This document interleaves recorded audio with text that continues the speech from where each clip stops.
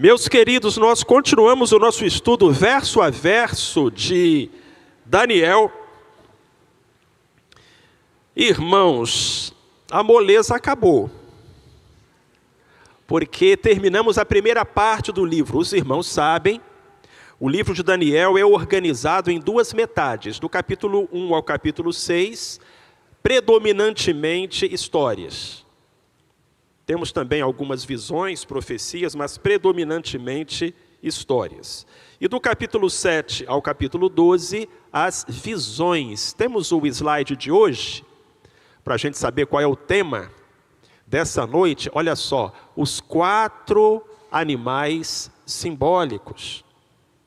Uma visão que Daniel teve. Abra sua Bíblia no capítulo 7, do verso 1 ao verso 8. Se alguém perto de você está sem a Bíblia, chegue pertinho dele, pertinho dela. Use essa simpatia que Deus te deu, oferece a sua Bíblia e abençoa o seu irmão, a sua irmã. Nós vamos fazer agora a leitura desse texto. Só que a leitura hoje vai ser com o vídeo. O irmão Mateus Villete preparou esse vídeo para a gente. Obrigado, Mateus. Vamos assistir o vídeo, Daniel 7, de 1 a 8.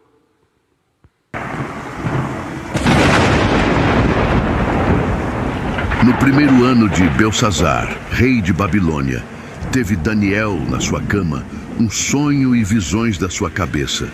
Então escreveu o sonho e relatou a suma das coisas. Falou Daniel e disse: Eu estava olhando numa visão noturna, e eis que os 4 ventos do céu agitavam o mar grande. E 4 grandes animais, diferentes uns dos outros, subiam do mar. O primeiro era como leão, e tinha asas de águia. Enquanto eu olhava, foram-lhe arrancadas as asas.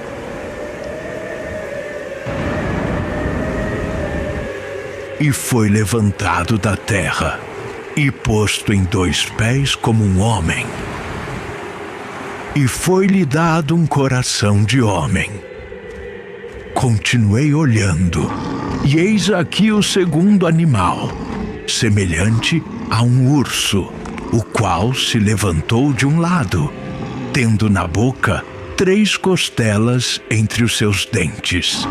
E foi-lhe dito assim: Levanta-te, devora muita carne.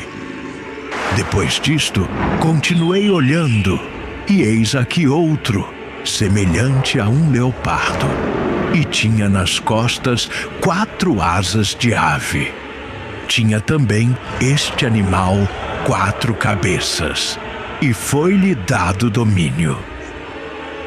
Depois disto, eu continuava olhando em visões noturnas, e eis aqui o 4º animal, terrível e espantoso, e muito forte, o qual tinha grandes dentes de ferro.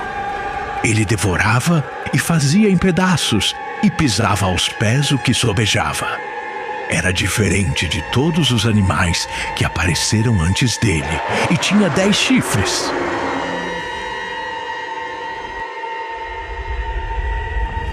Eu considerava os chifres, e eis que entre eles subiu outro chifre, pequeno, diante do qual 3 dos primeiros chifres foram arrancados.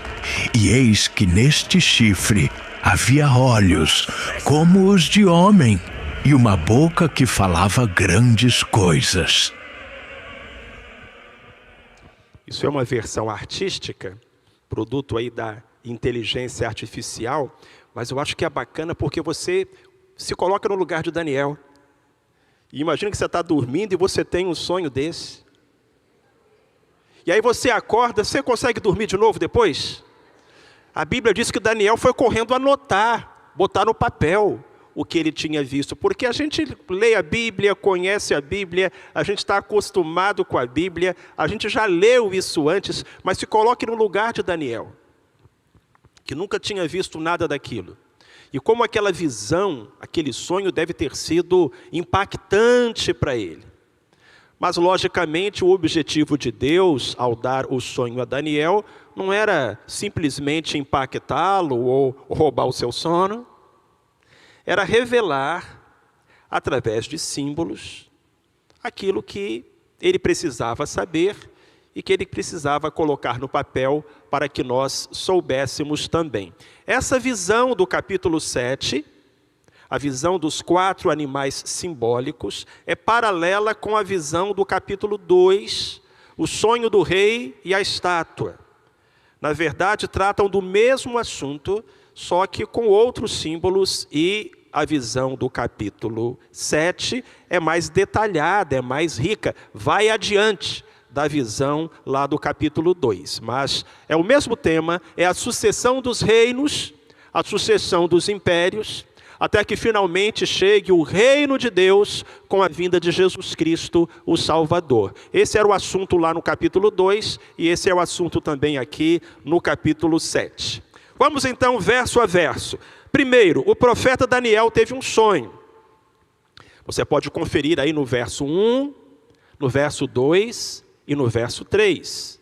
Sonhos, visões noturnas, diz o profeta Daniel. E ele fala para a gente que isso aconteceu no primeiro ano de Belsazar. Então, cronologicamente, o capítulo 7 deveria estar ali logo depois do capítulo 4. Quando Daniel teve esse sonho, ele não tinha sido lançado ainda na cova dos leões. Então, volta no tempo um pouquinho.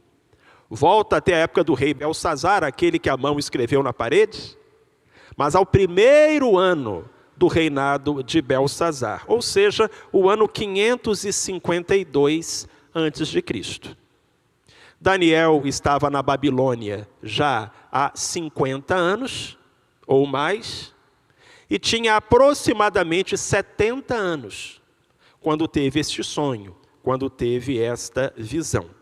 E no sonho, aparecem 4 animais fantásticos. Esses animais não existem na fauna, não são animais que você vai encontrar no zoológico, são animais simbólicos, que representam uma série de impérios.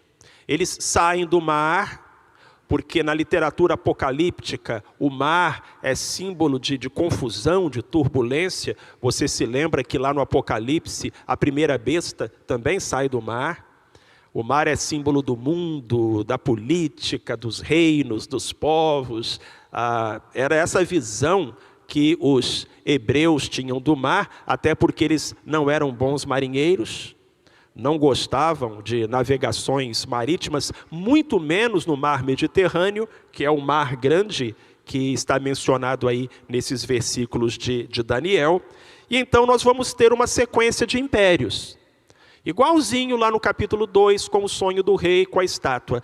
Só que agora esses impérios vão ser simbolizados por animais, que, repito, não são animais que a gente conhece, não é um animal que você vai encontrar lá no jardim zoológico, são figuras utilizadas para representar as nações. Versículo 4, primeiro animal, o leão. Daniel diz que ele viu um leão e que esse leão tinha asas. E não é porque ele tinha tomado Red Bull. Nada disso, nada disso. O negócio aqui é sério, né, Marconi? Nada disso.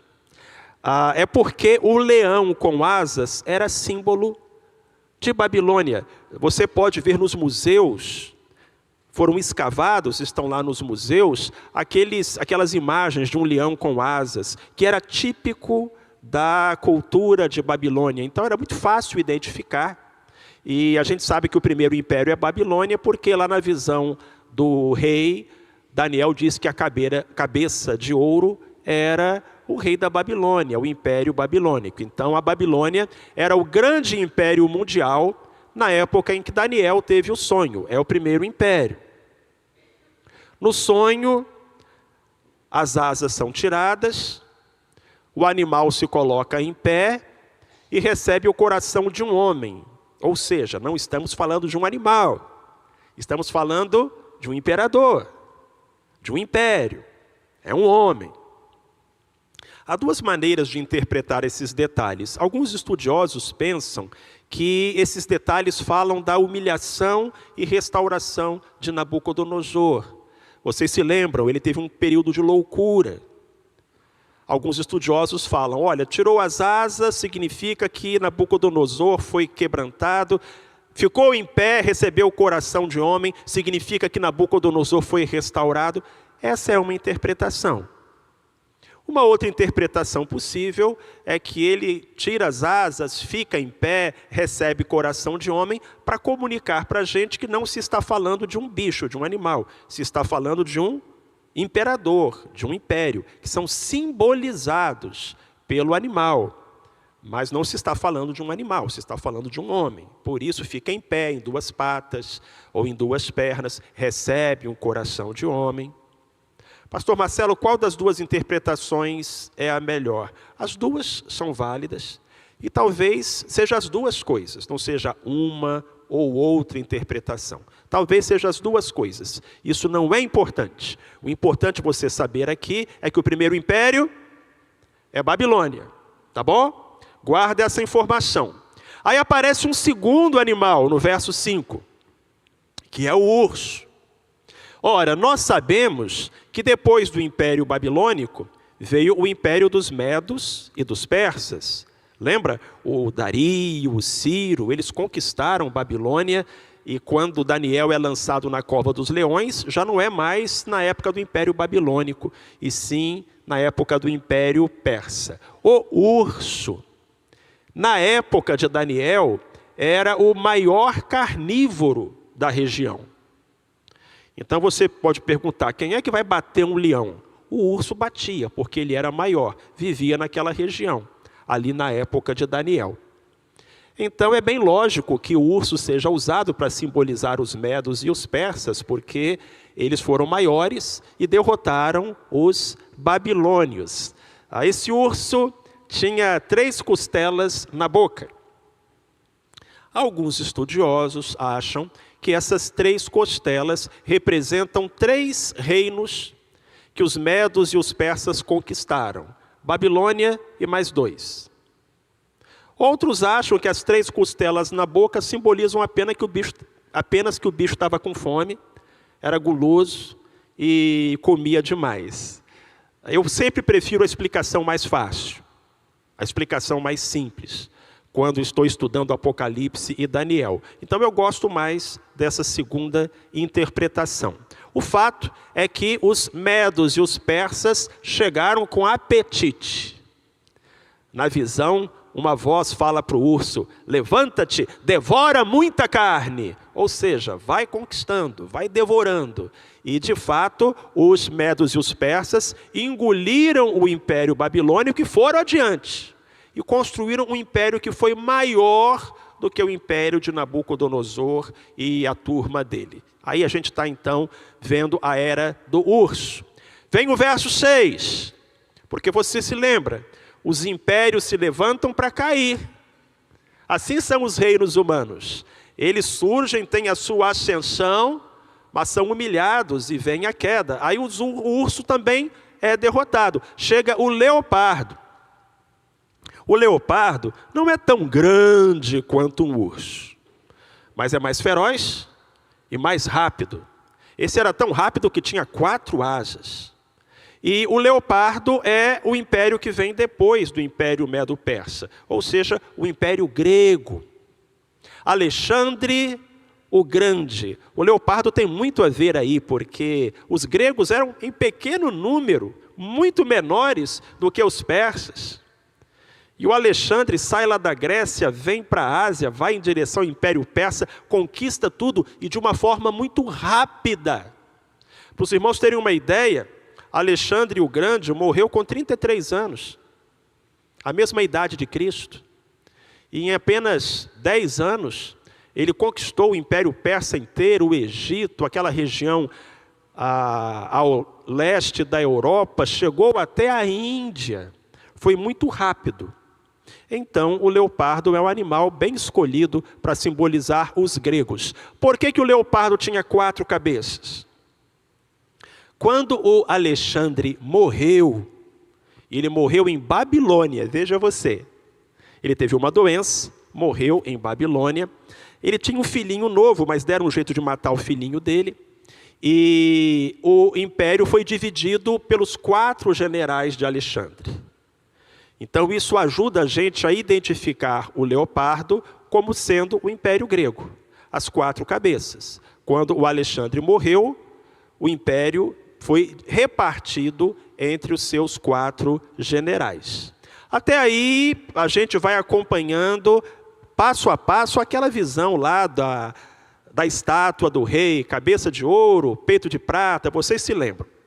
Mas, quando chega no versículo 7, aparece um animal que o Daniel não consegue comparar com nenhum animal que ele conhecesse. É o verso 6. Aliás, vamos considerar aí o verso 6. O verso 7. Nada de 6. Tá? Vamos considerar o verso 7 e o verso 8. Risca aí esse 6. O verso 7 e o verso 8. O Daniel fala que esse 4º animal era diferente de todos os outros. Tanto que o primeiro parecia um leão, o segundo parecia um urso, o terceiro parecia um leopardo, mas esse não parecia com nada que o Daniel conhecesse. Ele só disse, olha, o bicho tinha chifre, tinha dente, tinha garra, mas Daniel não fala mais do que isso. Aí fica por conta da imaginação do artista. Esse aqui, por exemplo, fez um que parece um Tiranossauro Rex. Aí, irmãos, o 4º animal era um kaiju, né? Sabe o Godzilla? Então, aqueles monstros de filme japonês, era mais ou menos assim. E Daniel ficou muito impressionado com aquela visão. Por que que esse animal era diferente dos outros? Simbolizava um império que seria diferente na sua natureza, na sua ferocidade e até mesmo no seu tamanho, na sua expansão. Quem é que se encaixa nessa descrição? É o Império Romano. Veio o Império Babilônico, foi conquistado pelo Império Grego, Persa foi conquistado pelo Império Grego, e aí vem o Império Romano e arrebata a tudo. O Império Romano se destaca de várias maneiras. Pela sua grandeza, pela sua arrogância, pelo tanto de povos que ele conseguiu dominar, e portanto da influência cultural que as leis de Roma, as palavras cunhadas pelos romanos, a história tem até os dias de hoje. Foi um império realmente extraordinário. Além disso, foi o último império antes da chegada do império, do reino, do rei, porque Jesus Cristo nasceu exatamente durante o Império Romano. O detalhe aí do pequeno chifre, eu não vou falar sobre isso hoje, porque vai falar mais detalhadamente dentro do capítulo 7, então vou deixar para falar do pequeno chifre lá adiante. Hoje eu quero só me concentrar no animal. Tudo bem? Então olha só, vamos colocar tudo no papel. Vamos lá, próximo slide, por favor. 4 impérios. Qual foi o primeiro? Fala em voz alta aí, senão não vai ganhar 10 na prova. Então coloca lá, Império Babilônico. Olha ali, pegou aquela parte do mundo. O Egito, a terra de Israel, um pedacinho da Turquia, onde hoje é o Iraque. Depois dos babilônios vieram quem? Os persas, ótimo. Vamos ver ali o Império Persa. Já foi bem maior. Ok? Era assim, o império pegava o que tinha antes e aumentava. Então o Império Persa, ou dos Medos e dos Persas, ele vai ao leste até a Índia e ao oeste até ali na fronteira com a Europa, muito, muito maior. Depois dos Medos e dos Persas, os gregos, o Império Grego. Olha, veja que já é bem maior. O Alexandre o Grande sai lá da sua esquerda, lá do oeste, atravessa ali o Estreito de Dardanelos, marcha sobre a Ásia e conquista toda aquela região. a respeito de Alexandre o Grande, disse o seguinte: conquistou o mundo e chorou por não haver mais mundos para conquistar. É o que diziam os antigos historiadores. Mas o Império Grego ficou pequenininho, perto do que veio depois. Foram quem? Os romanos. Olha o tamanho do Império Romano. Pensa no primeiro império, o Império Babilônico. É um pedacinho lá na direita. Um pedacinho lá na direita. O Império Romano, 4 vezes maior do que o Império Babilônico, e dominando sobre toda a costa do mar Mediterrâneo. Então o Império Romano foi um império mediterrâneo por excelência, pegou o norte da África, onde hoje é a Espanha. Olha, irmãos, foi lá na Inglaterra, onde hoje é a França, a Itália, a Grécia, a Turquia, lá embaixo já o Egito, Israel, o Iraque. Era o maior império que a humanidade havia conhecido até essa data. Essa é a sequência. Vamos agora a uma tela que fala dos símbolos usados para expressar essa sequência. Daqui a pouquinho. O que tudo isso significa? Significa que Deus, que sabe o fim desde o começo, estava mostrando a Daniel e a nós os eventos que culminariam com a vinda de Cristo e do seu reino. Por que Deus deu esse sonho para Daniel? Foi para Daniel ficar impressionado? Foi para ele não dormir mais aquela noite? Não. Deus estava informando a Daniel, porque Daniel era um profeta, o que ia acontecer. Mas Deus não queria informar só a Daniel, queria informar também a nós. E por isso Daniel escreveu, colocou no papel, para que tanto Daniel quanto nós soubéssemos que Deus conhece todas as coisas, controla todas as coisas. E no caso específico de Daniel, que Deus estava conduzindo os acontecimentos para a vinda do Messias, do Salvador. Vamos ler juntos Isaías 46, 10, bem alto e bem bonito. Eu anuncio o fim desde o princípio, e desde a antiguidade as coisas que ainda não sucederam, e digo, o meu conselho subsistirá, e farei toda a minha vontade. Que versículo lindo! Se não está marcado na sua Bíblia, marque. Que versículo lindo! Deus diz, olha, eu vou fazer a minha vontade. Os meus projetos vão se cumprir, as minhas promessas vão se realizar. Sabe por quê? Porque eu anuncio o fim desde o começo. Aleluia. O negócio nem começou e Deus já diz como vai acabar. Porque Deus é o Senhor do tempo. Ele é o Criador do tempo. Passado, presente e futuro são uma invenção de Deus, que está além de passado, de presente e do futuro. Porque Deus é eterno, sem começo e sem fim. Amém? Então agora sim, aquela tela que eu prometi para os irmãos, tira uma foto, faz um print, porque essa é a tela mais importante. É o resumo. Daniel capítulo 2, Daniel capítulo 7, Daniel capítulo 8, e aí você tem a interpretação. Vejam então que são diferentes sonhos, mas falando da mesma história. A cabeça de ouro, que é Babilônia, o peito de prata, que são os medos e os persas, a cintura de bronze, que é a Grécia, as pernas meio de ferro, meio de barro, que é Roma, e aí a estátua é destruída pela pedra, que é o reino de Deus. Em Daniel capítulo 7 é a mesma coisa. Tem o leão, que é a Babilônia, o urso, que é a Média Pérsia, o leopardo, que é a Grécia, o animal terrível, que é Roma, e mais uma vez é destruído com a chegada do sobrenatural.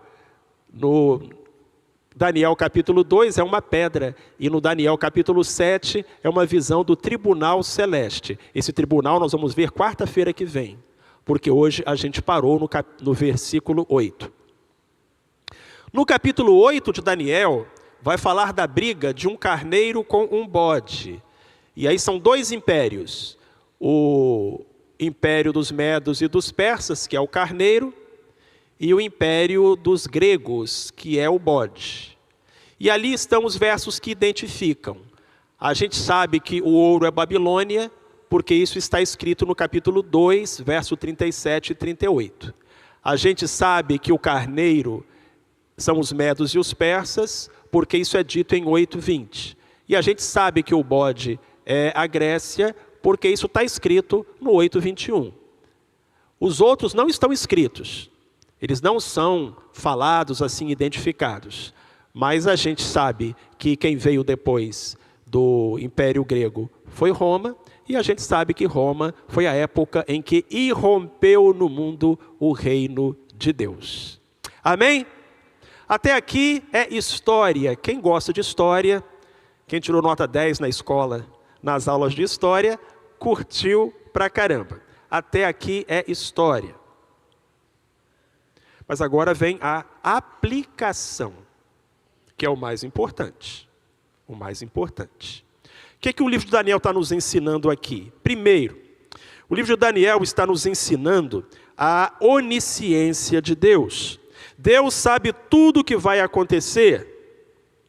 Deus escreve a história, mas, diferentemente do que encontramos nos livros humanos, Ele a escreve antes que tenha acontecido. Igreja, isso é fantástico. Você vai estudar, você pega um livro de história, história do Brasil, história do mundo, e você lê ali as coisas que aconteceram, que bacana. Agora Deus faz diferente, Ele faz um livro de história antes das coisas acontecerem. Isso é tremendo. Deus sabe o que vai acontecer conosco, antes que aconteça, e toma as providências necessárias. Olha para mim, presta atenção. Aquela luta que você vai travar, Deus já chegou lá na sua frente. Pastor, eu tenho um processo na justiça, e eu estou com uma audiência marcada para o dia tal. Irmão, Deus já chegou lá. Pastor, eu estou aí com uma doença, e eu tenho uma operação marcada para o dia tal. Irmão, Deus já chegou lá, Ele já foi na sua frente. E Ele não só foi na sua frente, mas Ele já providenciou. Você entende isso? Quando você chegar lá, a mesa já vai estar posta. Porque Deus é o Deus que sabe o fim desde o princípio. Ele é onisciente. Nada pega Deus de surpresa. Ele é conhecedor de todas as coisas. O que você não sabe, Deus sabe. E muitas vezes você não precisa saber. Eu sei os planos que tenho preparado para vós, diz o Senhor. Planos de bem e não de mal, para vos dar um futuro e uma esperança. Diz Deus lá no profeta Jeremias. Mas ele faz questão de dizer, eu sei os planos que tenho preparado para vós. Tem tanta gente que vai na cartomante, na cigana, na benzedeira, que vai ali no astrólogo, que abre lá o jornal, o que o meu signo, que quer saber o que vai acontecer. Irmãos, é Deus que sabe. E se você confia nele, isso deveria ser o suficiente para você. Entrega. Ele sabe todas as coisas. Segundo, Deus estava revelando a Daniel a sua onipotência. Ele tem o controle de todas as coisas em suas mãos. Os impérios se levantam e caem, mas o reino de Deus permanece. A vontade de Deus, as promessas de Deus e as profecias de Deus se cumprem. Nenhuma força humana é capaz de impedir isso. E é por isso que estamos seguros nas mãos de Deus. Se Deus é por nós, quem será contra nós? Lá na visão do Daniel aparecem aqueles monstros, né? Tão assim, aterrorizantes. Tem gente que assistiu aquele vídeo, não vai conseguir dormir hoje à noite. Aí chega um assim, mas... Aí chega Deus e tudo vira poeira. Porque os impérios se levantam, as nações bramam e rugem. O Senhor ergue a sua voz e elas se derretem. Então não tenha medo. Maior é o que está em nós do que o que está no mundo. E Deus pode todas as coisas. A sua luta, o seu sonho, podem parecer grandes demais para você, mas são pequenos diante de Deus. Confie nele. Terceiro lugar, Deus está nos falando aqui sobre a sua onipresença, porque Ele está sempre ao lado dos seus servos.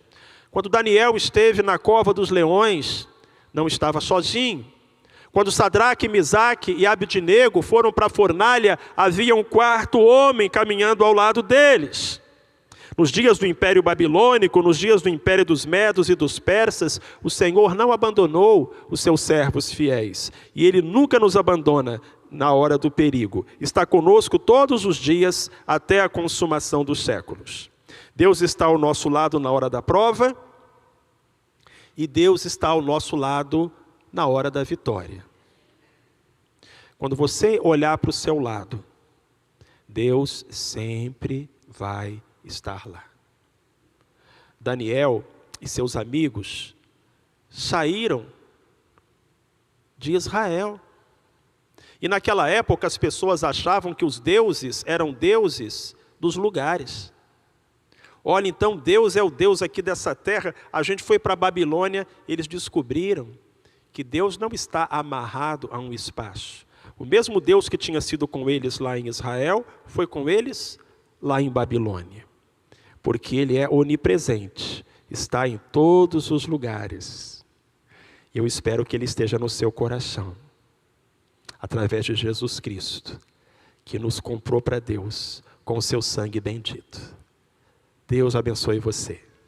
E que essa noite, a lembrança de que há um Deus, e de que esse Deus sabe tudo, pode tudo, está em todos os lugares, anime você, encoraje você para lutar e para vencer. Ele é o Rei dos Reis, Ele é o Senhor dos Senhores, e as nações e os poderosos do mundo nada são diante da sua glória. Louvado seja o Senhor.